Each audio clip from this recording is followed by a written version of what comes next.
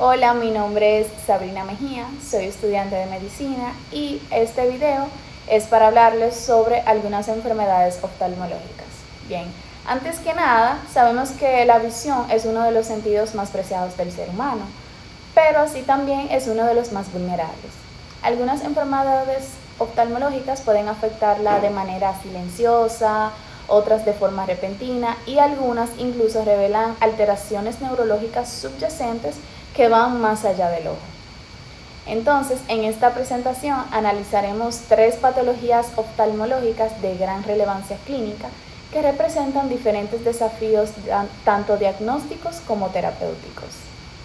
Estas patologías incluyen una enfermedad silenciosa que daña progresivamente el nervio óptico, conocida como glaucoma, una urgencia oftalmológica que provoca la separación de la retina y pone en riesgo la visión, llamada desprendimiento de retina, y una inflamación del nervio óptico que está asociada a enfermedades desmielinizantes del sistema nervioso central, denominada neuritis óptica. Entonces, cada una de estas condiciones representa un reto particular y mi objetivo es explicarle de manera clara y detallada sus causas, fisiopatología, clínica, diagnóstico, tratamiento y demás. Bien, entonces el glaucoma es un conjunto de enfermedades oculares crónicas y progresivas que comparten un denominador común, el daño al nervio óptico, usualmente asociado a un aumento de la presión intraocular, aunque no siempre debe estar elevada. En otras palabras, es una neuropatía óptica caracterizada por una pérdida progresiva de células ganglionares de la retina, con alteraciones típicas en el disco óptico, ya sea excavación o copa aumentada, y el deterioro del campo visual. Un dato muy importante es que el glaucoma es la segunda causa de ceguera irreversible en el mundo después de la catarata, que sí es reversible, y se estima que más de 70 millones de personas lo padecen. Entre las causas del glaucoma podemos destacar el aumento de la presión intraocular, la edad avanzada, antecedentes familiares, miopía o hipermetropía, diabetes y el uso prolongado de corticoides.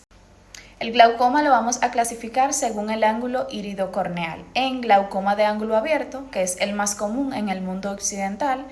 Aquí lo que ocurre es que el ángulo por donde drena el humor acuoso está abierto, pero hay resistencia aumentada en la malla trabecular. Este es de evolución lenta y sin dolor. Por otro lado, el glaucoma de ángulo cerrado, que es más frecuente en Asia y mujeres mayores hipermétropes. Aquí lo que ocurre es un bloqueo anatómico del ángulo entre el iris y la córnea, impidiendo el drenaje adecuado. Este puede presentarse de forma aguda y dramática, con dolor y pérdida súbita de la visión. Otra clasificación es según la causa. En primario, aquí no se identifica una causa externa o predisponente, suele estar relacionado más con factores genéticos o estructurales del ojo. Y el secundario, que es el resultado de otra condición, como por ejemplo trauma ocular, inflamaciones crónicas o uveitis, el uso prolongado de corticosteroides, tumores intraoculares, hemorragias vítreas o retinianas, entre otros. Y la tercera clasificación va a ser según su evolución clínica. En crónico, este es silencioso, sin síntomas evidentes hasta que haya daño irreversible. Este es común en el ángulo abierto. Y el agudo, aquí hay un aumento rápido de la presión intraocular con síntomas intensos, es una urgencia oftalmológica y ocurre más en el glaucoma de ángulo cerrado. Ustedes saben que el humor acuoso es un líquido transparente que se produce constantemente por los procesos ciliares del cuerpo ciliar, que su función principal es nutrir estructuras del ojo que son avasculares, como la córnea y el cristalino, y también ayuda a mantener la presión intraocular en niveles normales. Este líquido se forma en la cámara posterior y pasa a través de la pupila hacia la cámara anterior, y de ahí se elimina por 2 vías. La primera vía es la vía trabecular o convencional, que representa el 85% del drenaje. Aquí el humor acuoso pasa por la malla trabecular y luego entra al conducto de Schlemm. Y la vía uveoescleral o accesoria, que maneja el 15% restante, drenando a través del cuerpo ciliar hacia el espacio supracoroideo. El problema ocurre cuando este sistema de drenaje se altera, ya sea porque hay una obstrucción mecánica, como en el cierre angular, un aumento en la resistencia de la malla trabecular o simplemente porque se produce demasiado humor acuoso. Como resultado, el líquido se acumula dentro del ojo y la presión intraocular empieza a subir progresivamente. Este aumento provoca dos tipos de daño sobre el nervio óptico. Un daño mecánico, porque la presión comprime directamente las fibras nerviosas, y un daño isquémico, porque la presión también reduce el flujo sanguíneo que irriga el nervio óptico. Entonces, ambos mecanismos terminan provocando una excavación progresiva de la papila óptica y con el tiempo una pérdida irreversible del campo visual que es característico pues del glaucoma. El glaucoma se puede presentar de dos formas principales, crónica y aguda, cada una con características clínicas muy distintas. En el glaucoma crónico de ángulo abierto, la enfermedad comienza de manera silenciosa, sin dolor ni enrojecimiento ocular. El síntoma más importante es la pérdida progresiva de la visión periférica, que muchas veces el paciente no nota hasta fases avanzadas. Esto se conoce como visión en túnel. De hecho, muchos pacientes son diagnosticados por hallazgos de rutina en un examen oftalmológico cuando ya más del 40% del nervio óptico está dañado. En cambio, el glaucoma agudo de ángulo cerrado se presenta con dolor ocular intenso, repentino, que puede irradiarse a la cabeza, acompañado de enrojecimiento ocular, visión borrosa con halos alrededor de las luces, eso es debido al edema, náuseas, vómitos y una pupila fija en midriasis media que no reacciona a la luz. Entonces, si no se trata de inmediato, esto puede provocar una ceguera en pocas horas. Para diagnosticar el glaucoma se utilizan varias pruebas, como la tanometría, que mide la presión intraocular, y valores por encima de 21 milímetros de mercurio son sospechosos, aunque realmente hay casos de glaucoma con presión normal. Por otro lado está la oftalmoscopía, que permite observar el nervio óptico. Se busca excavación aumentada, adelgazamiento del anillo neural y posibles hemorragias en astilla. La campimetría automatizada, que evalúa la pérdida del campo visual, la agonioscopía, que ayuda a determinar si el ángulo está abierto o cerrado, y la tomografía de coherencia óptica, que mide el grosor de las fibras del nervio óptico y es útil para detectar daño y hacer seguimiento. El objetivo principal del tratamiento es reducir la presión intraocular y proteger el nervio óptico. En el tratamiento médico tenemos los análogos de las prostaglandinas como el latanoprost, que son de primera línea porque aumentan el drenaje del humor acuoso, los betabloqueadores como el timolol, que reducen su producción pero están contraindicados en pacientes con asma o EPOC. Por otro lado, tenemos otras opciones que incluyen los agonistas alfa-2 y los inhibidores de anhidrasa carbónica. En cuanto al tratamiento láser, tenemos dos opciones: la trabeculoplastía láser, que se usa en el ángulo abierto para mejorar el drenaje, y la iridotomía con láser jack, que es útil en el ángulo cerrado para crear una vía alternativa al flujo del humor acuoso. Por último, tenemos el tratamiento quirúrgico. Dentro de esto está la trabeculectomía, que es la cirugía más frecuente para crear una nueva vía de salida del humor acuoso. Las principales complicaciones del glaucoma incluyen ceguera irreversible si no se diagnostica a tiempo, atrofia del nervio óptico, excavación papilar severa, que se ve como un disco óptico blanquecino, edema corneal en el glaucoma agudo y sinequias anteriores periféricas que empeoran el cierre del ángulo. Por otro lado, tenemos el desprendimiento de retina. Esta es una urgencia oftalmológica caracterizada por la separación de la retina neurosensorial del epitelio pigmentado de la retina, que es fundamental para el soporte metabólico de los fotorreceptores, dígase conos y bastones.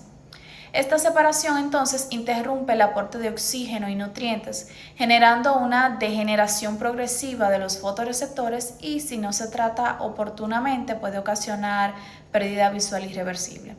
Un dato muy relevante es que el 90% de los casos pueden recuperar visión funcional si se manejan a tiempo y no hay afectación macular. El desprendimiento de retina se clasifica en 3 tipos principales. El regmatógeno, que es el más frecuente y se produce por una ruptura retiniana, o sea, ya sea un desgarro o un agujero, a través de la cual el humor vítreo penetra en el espacio subretiniano. Suele asociarse a miopía alta, degeneraciones periféricas, traumatismos o cirugías oculares previas. Está el traccional. En este tipo no existe una ruptura, pero se origina por tracción mecánica ejercida por membranas fibrovasculares que se desarrollan en patologías como la retinopatía diabética proliferativa o la retinopatía del prematuro. Estas membranas ejercen una fuerza que separa la retina del epitelio pigmentario. Y por último está el exudativo o seroso, que tampoco presenta desgarros y se debe a la acumulación de líquido subretiniano secundaria a inflamación o alteraciones vasculares, como en el caso de tumores coroideos o uveitis severas. Lo que ocurre aquí es que el humor vítreo con el envejecimiento sufre licuefacción o cinéresis vítrea y puede desprenderse de la retina. Entonces, si existen adherencias anómalas entre el vítreo y la retina, ya sea por ejemplo por miopía patológica, procesos inflamatorios o degenerativos, se puede generar una tracción excesiva que provoque una ruptura en la retina. Entonces, a través de esa ruptura, el humor vítreo se infiltra en el espacio subretiniano, separando la retina neurosensorial del epitelio pigmentario. Esto interrumpe el intercambio metabólico, causando la degeneración progresiva de los fotorreceptores. En el tipo traccional, por ejemplo, la separación es inducida por fuerzas tractivas ejercidas por membranas, y en el exudativo se debe a infiltración del líquido por aumento de la permeabilidad vascular o inflamación. Estos pacientes pueden presentar fotopsias, que es la percepción de destellos luminosos, miodesopsias, que es la presencia de cuerpos flotantes en el campo visual o moscas volantes, escotoma periférico, que progresa hacia el descrito por el paciente como una sombra o cortina, disminución de la agudeza visual, pérdida severa de visión cuando hay afectación macular y compromiso de la visión central.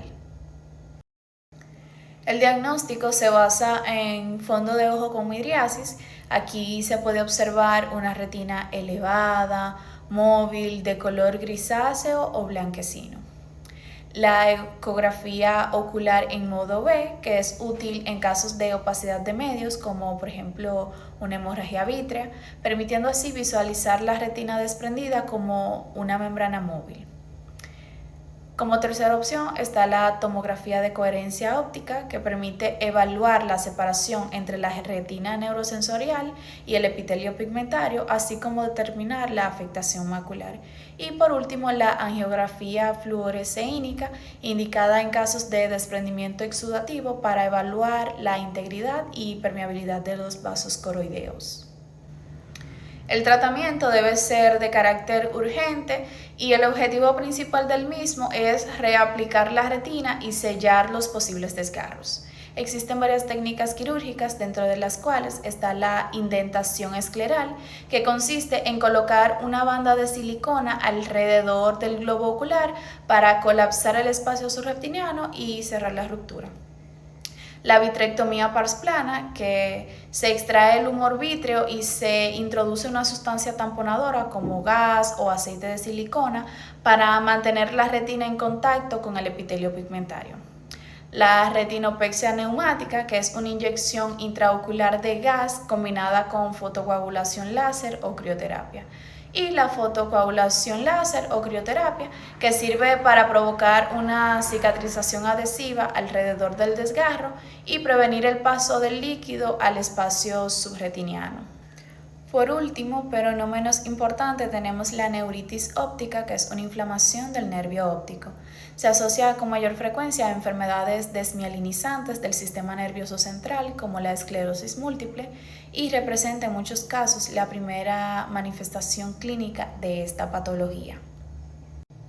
Desde el punto de vista anatómico, la neuritis óptica se clasifica en tres formas. La neuritis óptica retrovulvar es la representación más frecuente. Aquí el proceso inflamatorio se localiza detrás del globo ocular, por lo tanto el fondo de ojo puede ser normal en la evaluación inicial.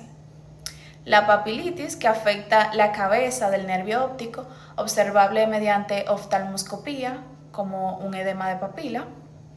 Y por último, la neuritis óptica crónica, que suele estar relacionada a enfermedades sistémicas como la neuromielitis óptica, lupus eritematoso sistémico o la sarcoidosis.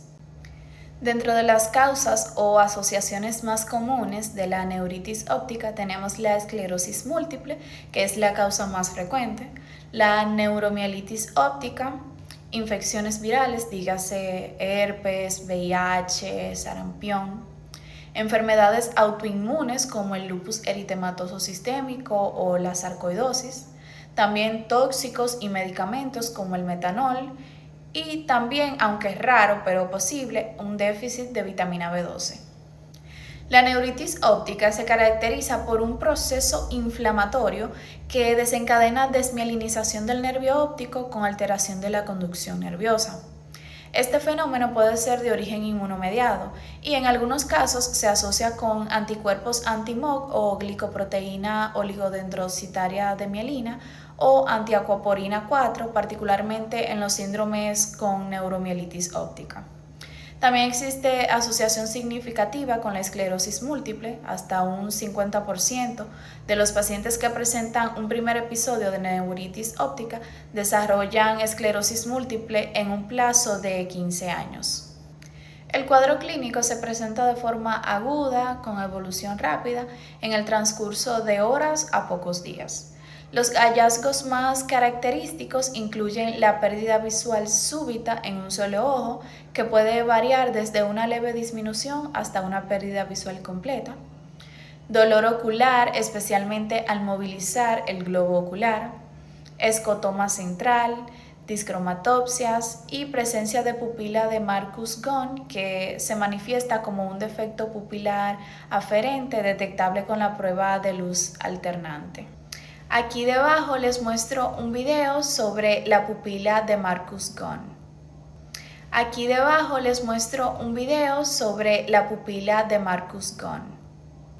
Aquí debajo les muestro un video sobre la pupila de Marcus-Gunn. El diagnóstico requiere de una evaluación clínica y paraclínica exhaustiva. En primera instancia está la exploración oftalmológica completa, que incluye agudeza visual, test de Ishihara para visión cromática y campimetría visual. También está el fondo de ojo, que puede ser normal en casos de neuritis retrovulvar o mostrar edema de papila en casos de papilitis. La resonancia magnética cerebral de órbitas con gadolinio. Esta es esencial para identificar realce del nervio óptico y descartar lesiones desmielinizantes periventriculares en sospecha de esclerosis múltiple. También están los potenciales evocados visuales, que detectan retraso en la conducción visual, incluso cuando la agudeza visual se ha recuperado.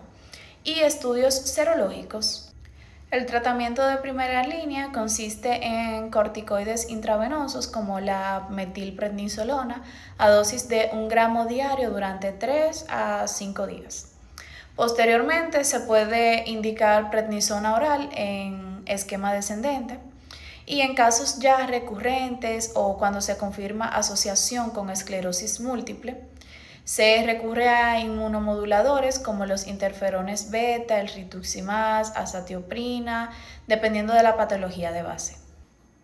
Gracias por acompañarme en este recorrido. Espero que este contenido haya aportado claridad, profundidad y sobre todo conciencia sobre la importancia de proteger algo tan valioso como la visión.